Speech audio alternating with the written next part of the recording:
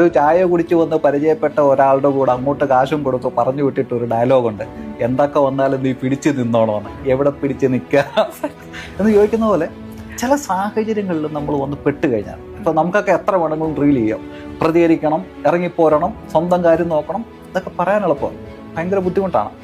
ചില സാഹചര്യങ്ങളിൽ വന്ന് പെട്ട് കഴിഞ്ഞ് കുട്ടികളുമൊക്കെ ആയിക്കഴിഞ്ഞാൽ പിന്നെ അവിടെ നിന്നൊന്നും അങ്ങനെ ഇറങ്ങിപ്പോരാൻ അസാധാരണമായിട്ടുള്ള ധൈര്യമുള്ളവർക്കൊക്കെ അത് പറ്റത്തുള്ളൂ. ഫാമിലിയുടെയും സൊസൈറ്റിയുടെയും നല്ല സപ്പോർട്ടും വേണ്ടതാണ് ആ സമയത്ത് അവിടെ നിന്ന് ഹീൽ ചെയ്യാനായിട്ട്. ഫാമിലി സപ്പോർട്ട് ചെയ്യുകയല്ല, ബ്ലെയിം ചെയ്യുമായിരിക്കും. ഫാമിലിക്ക് അവരൊരു ബേർഡനായിട്ട് കാണും. സൊസൈറ്റിക്ക് അത് തന്നെ കരിവാരിത്തേക്കുന്നതിനും കല്ലെടുത്തെറിയുന്നതിനുമാണ് ശ്രമിക്കാറുള്ളത്. അതുകൊണ്ട് തന്നെ അവരങ്ങ് തീരുമാനിക്കും, ഞാൻ ഇറങ്ങിക്കഴിഞ്ഞാൽ, ഞാൻ ഈ റിലേഷൻഷിപ്പിൽ നിന്ന് മാറിക്കഴിഞ്ഞാൽ എൻ്റെ അവസ്ഥ ഇതൊക്കെയാണ്, ഞാൻ അവർ കണ്ടിട്ടുള്ള അവസ്ഥകൾ അങ്ങനെയൊക്കെയാണ്. അതുകൊണ്ട് തന്നെ അവർക്ക് അതിനകത്തുനിന്ന് രക്ഷപ്പെടാൻ പറ്റാത്ത ഒരവസ്ഥയിൽ കഴിയുന്ന ഒത്തിരി പേരുണ്ട്. അതുകൊണ്ട് തന്നെയൊക്കെയാണ് നമ്മൾ പറയുന്നത്, നിങ്ങൾ സിംഗിൾ ലൈഫ് ആണെങ്കിലും നിങ്ങൾ മാരേജ് ചെയ്യണമെന്ന് അങ്ങനെ നിർബന്ധമൊന്നുമില്ല. നിങ്ങൾക്ക് എപ്പം ഫീൽ ചെയ്യുന്നു, തോന്നുന്നു, അനുയോജ്യമായിട്ടുള്ള ഒരാളെ കണ്ടുപിടിച്ച് കഴിഞ്ഞിട്ട് അത് മതി, അതിൻ്റെ ആവശ്യമേ ഉള്ളൂ.